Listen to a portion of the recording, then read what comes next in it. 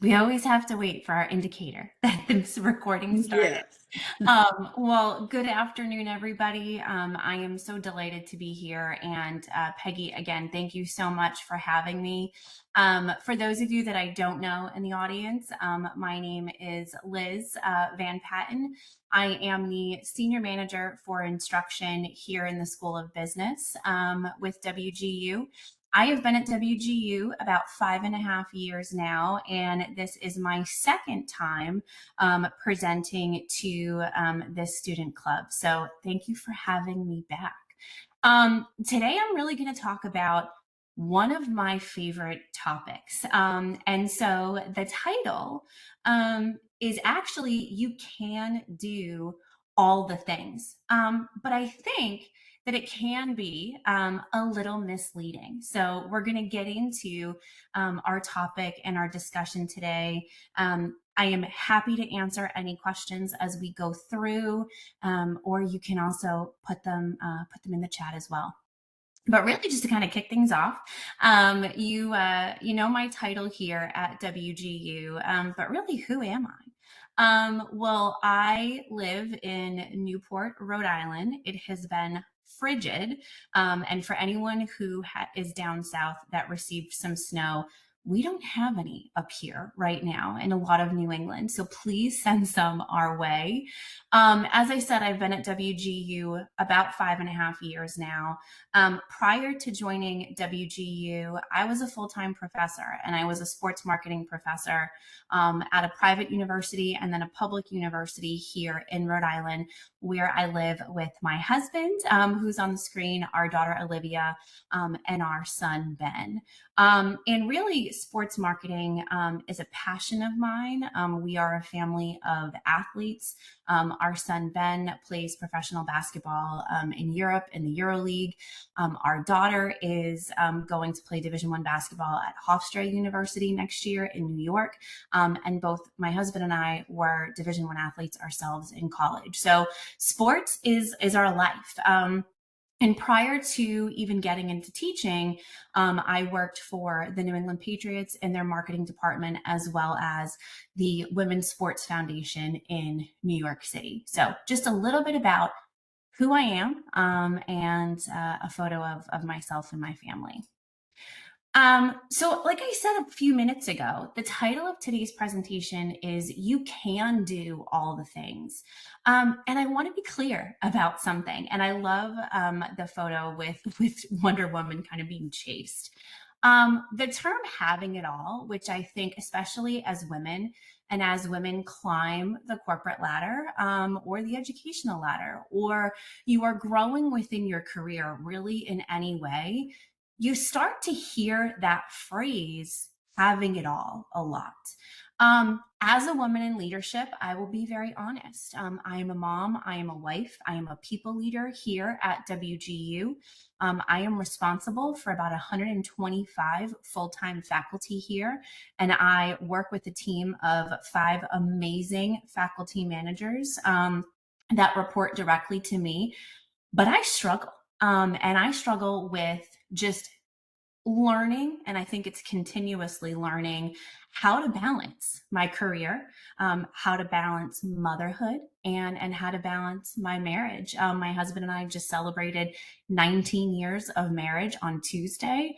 And, you know, how can we continue to balance and really be great at all of those different things, because they are so varied and different. And really, today's presentation really isn't about having it all, which I like to kind of get out of the way as soon as we get started, but it's about shifting our mindset as women and as women in leadership to just believe in ourselves. And really, it's that belief in ourselves to know that if we wanted to, we actually can do all of those things that I just mentioned a second ago. And we can do them well. I'm going to start with a quote that I think we've all heard, and we've all heard many times, is simply, you can do anything that you put your mind to. And we've heard this, but I don't think really many of us have ever given it much thought as to how it pertains to us or how it can pertain to our lives. if you're like me, you've probably brushed it off if someone was trying to encourage you. And when I was growing up specifically, I never really understood the phrase because I think I took it too literally. And if we paid attention to it, most of us probably have. Um, I live in New England. I grew up here. So I use Mount Washington as the example here. And it's, I thought to myself, I couldn't move Mount Washington if I wanted to. And so I can't move a mountain. And whoever said that, I'm really not going to put much thought into what they said. And it really wasn't until I took a step back, specifically, I would say in the last 10 years, that it really started and that phrase started to make sense to me. And really, what it entails is putting your mind to it. And so let's take, I'm going to use an example here, a realistic goal that many of us in the room have, and it's owning your own home. And I think when, as we all call it, the American dream, I think when you're buying your first home, so many people really feel lost at first and you have no idea where to start. I know for me and my husband, when we were buying our first home many, many years ago, I was fortunate to have two parents that worked in real estate. If they didn't guide me through every single day, I don't know what I would have done. A lot of young people don't have money for a down payment. And most of our current paychecks, especially when we look at economic climate, they're going to go to rent and they're going to go to bills. And so what we really start to do is we start to feel trapped. And I am sure that many, I know I have, but many of you have also felt that way. But you can't give up. And you cannot give up on your dreams. This is your dream to own your own home. It may take some time. It might take a couple of months. It could take a couple of years. But making it happen is ultimately what matters. And achieving that goal is what matters most. Another quote from Henry Ford that I'm going to bring into our conversation today is, whether you think you can or think you can't, you're probably right. And what this really means is, since your passion comes from you as an individual, and I'm going to ask you today to actually do a lot of reflecting as I'm talking about some things. But your passion comes from you, and you have got to believe in yourself and believe that you can become successful because you have all of the tools already inside of you. You have enough knowledge, you have enough strength, enough skill, and enough talent to be able to, could be buying your home. We'll continue to use that as an example today. Finishing your degree at WGU. You already have all of the tools inside of you to be able to accomplish that goal. But the main reason why you actually might believe you have the strengths, which is different than the tools, is because they might not always be in use. And so what I want is to also reflect on our muscle memory. How often do we use those tools within us, like strength, like skill, and like talent, to be able to accomplish a goal that we have? And so when we think about the tools that we have already built within inside ourselves, we also need to focus on the human potential. And the human potential that you have is to help you believe in yourself. But the first thing you need to actually do is learn more about the human potential. And when we look at human potential and human development, I love it. Sometimes I thought, rather than majoring in sport management, I should have actually just majored in psychology because I do love it so much. But when we look at a human development standpoint, we learn that all the tools, as I mentioned on the previous slide, we already have everything we need to be a successful human within us. And the more you know about what the potential of being human actually is, the more you're going to believe in yourself. So just when I said a second ago to start thinking about that reflective piece, it's knowing and believing that you already have everything inside. And when we say believe in yourself And I have that graphic there. Yes, you can. It's great to say yes, you can, or yes, I can. But when you believe in yourself, what you actually need to do is understand that it doesn't matter how old you are. Your age doesn't matter. Your past doesn't matter. What you've been able to accomplish thus far in your life, or what you haven't been able to accomplish thus far in your life, that doesn't matter either. What matters, and this is important, is your consistency and determination for using those tools that you already have for doing what you set your mind to. Could be completing your degree here at WGU, could be buying your first home if that's a goal that you have within the next couple of years. And you have to believe in yourself. And this is something that I tell a lot of people that I come into contact with if they're having self doubt. If you don't believe in yourself, who's going to believe in you? It's your choice. We're going to talk about WGU. If you're going to pass the assessment, get that degree, buy that house, get the position, make the change for you that you've been dreaming about for so long, and a goal that you've been striving for so long.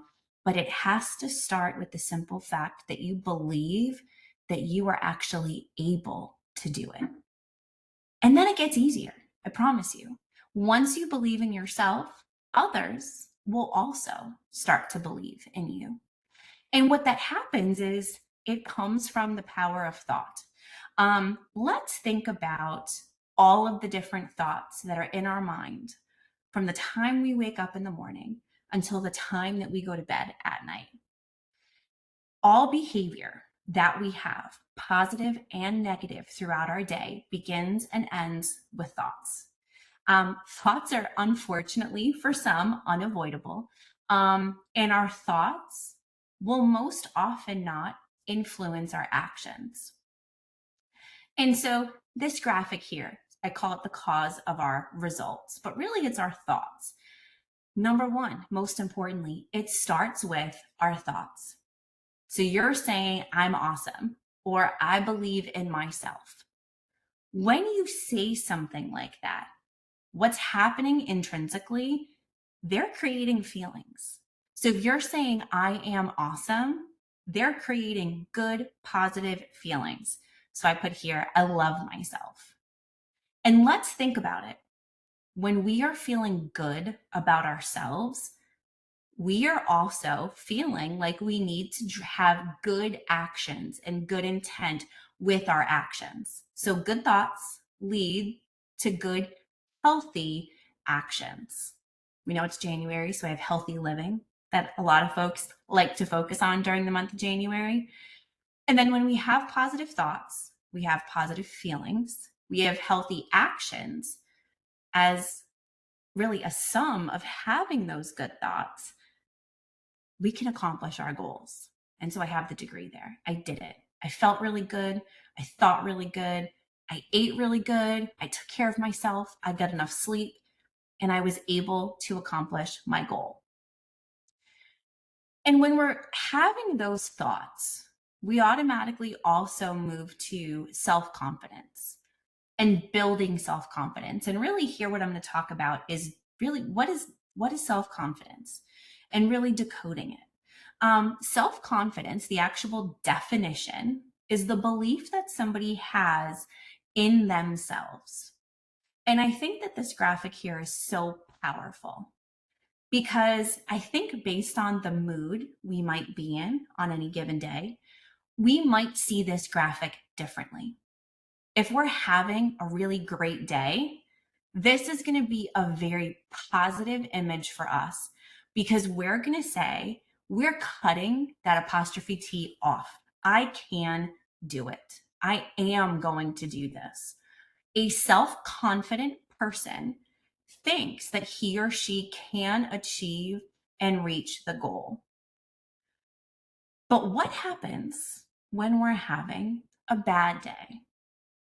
That graphic might mean something different for all of us. We have that self-doubt. As you can see in the graphic, that apostrophe T is kind of hanging on a little bit. It hasn't been fully cut. And so I think that and it's normal to have these continuous battles with ourselves and our self-confidence, particularly if we are finding that this goal that we might have for ourselves is very out of reach. But it's having that consistent belief in yourself and refocusing on positive thoughts that you have throughout the day.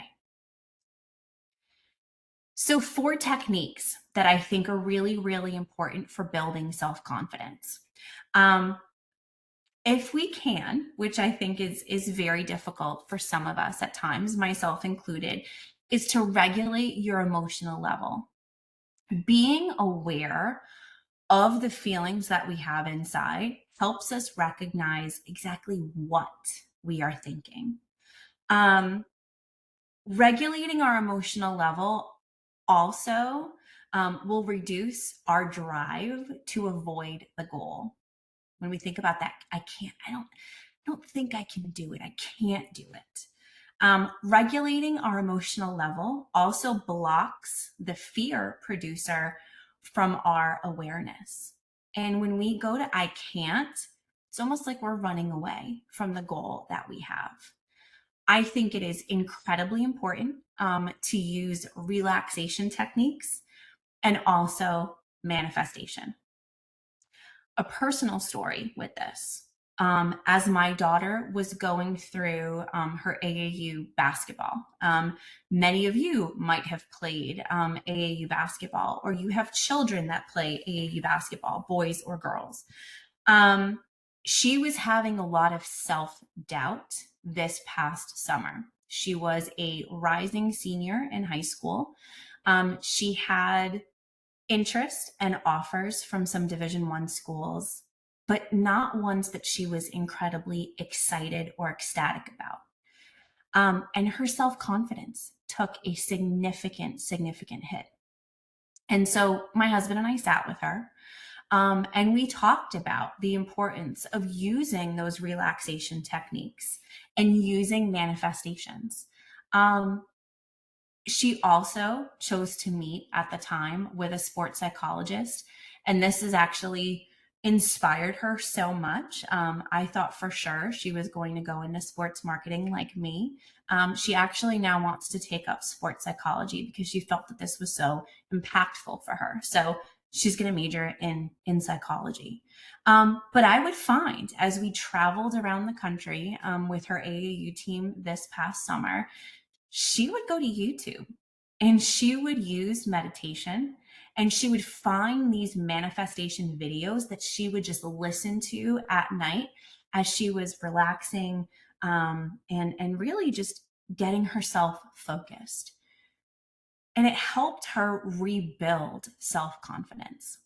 I am happy to say that because of that, she was able to play at a much better level than she did in the month of July than June. And she was able to get the attention from the college coaches of universities that she was interested in.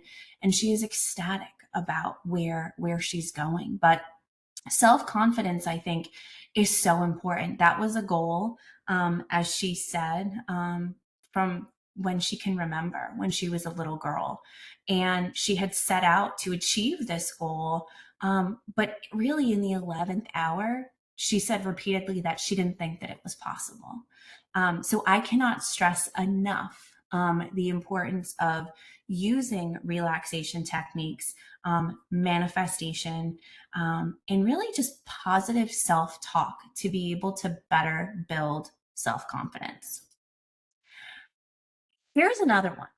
So, when we are having these great, powerful, positive self talks, we are just, as human beings, we are very social in nature. And so we also might be around individuals who don't think that we can achieve the goal that we set forth. They might think that the goal is simply too lofty. They just might not like that we've set such an amazing goal for ourselves. And so this is why I think this quote is always very important. Other people's opinion of you does not have to be your reality.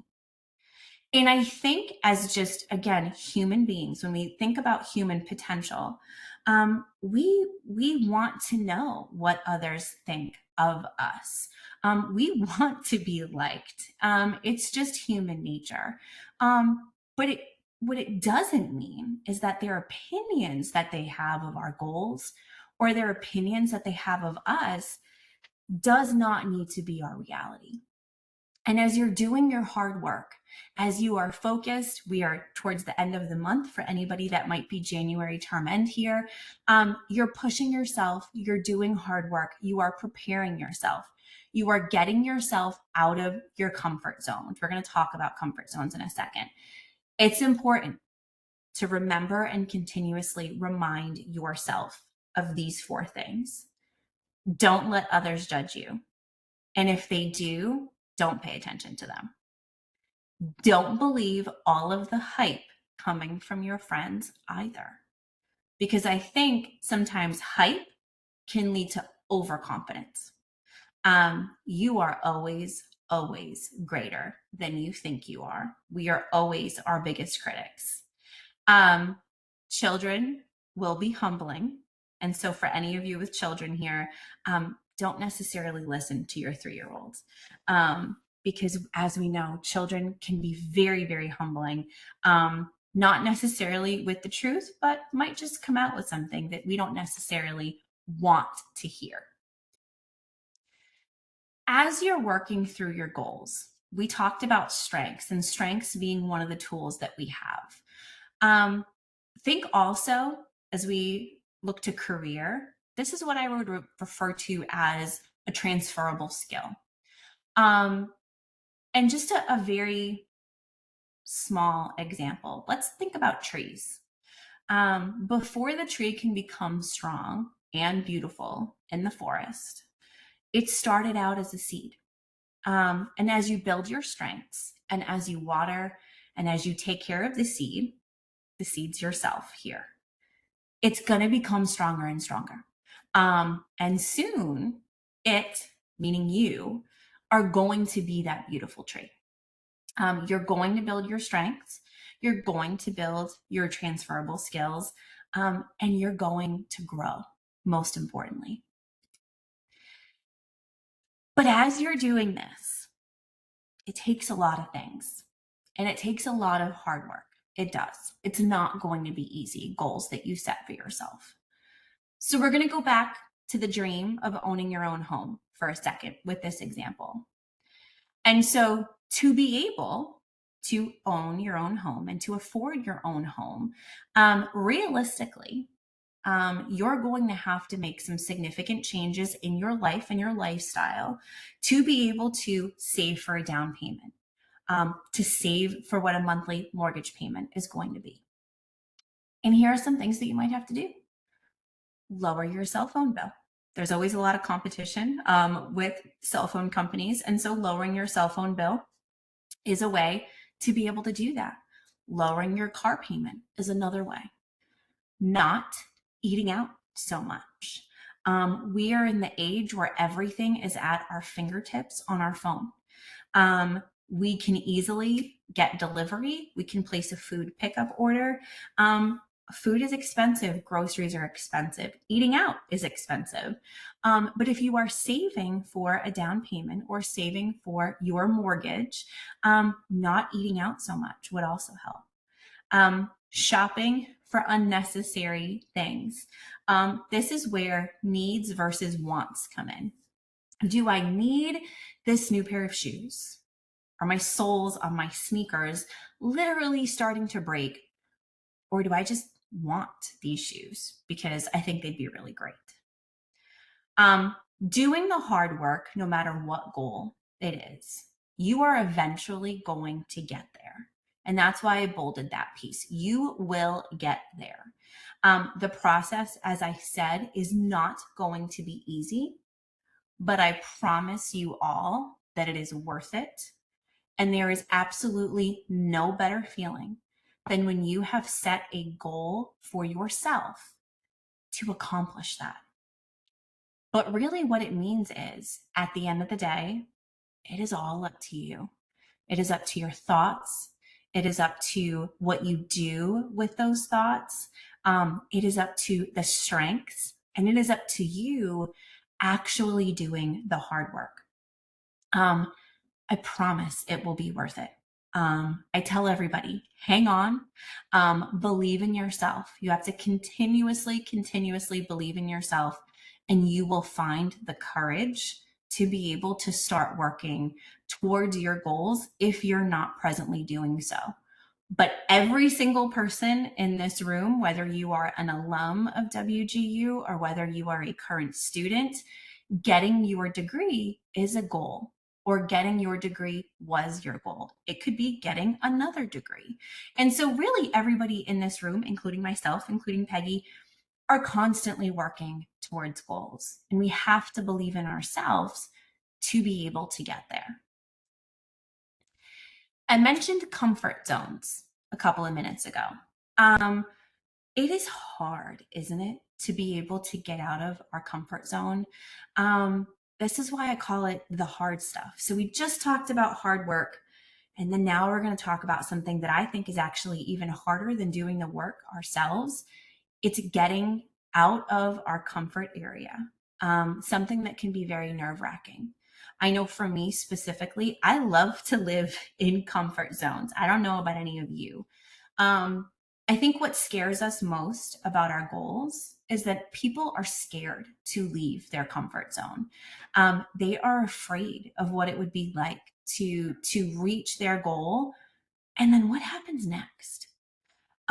What happens if I obtain my degree and I can get that promotion? I can get that position that I've been yearning for. And what I put here is really taking your life to the next level. That's a really, really scary thing. And I think so often comfort zones help us just maintain status quo. But what it also does is when we live in our comfort zone, it allows us to not actually realize the potential that we have. And it also, unfortunately, helps us realize what we're capable of. We're not realizing what we're capable of. And I am a firm believer, which I have said many times so far today, and I'll say it many more times before our session is done. I am a firm believer that everything starts from your mind, and that our beliefs are ultimately what dictate us and how we live our lives. And so it's important for us. Think about just for a second a goal that you are working on. And my question for all of you is, and you don't have to answer, just answer yourself. Are you living in your comfort zone right now? Or are you breaking out and branching out of your comfort zone and getting the trophy like I put here in the graphic? And for me, I'm going to be honest. I have a friend. Some of you might know who this person is. He has helped me tremendously with the power, I call it, of positive thinking. Incredibly good energy. Anytime that I have ever had really any self-doubt. I think that this is something that is incredibly natural.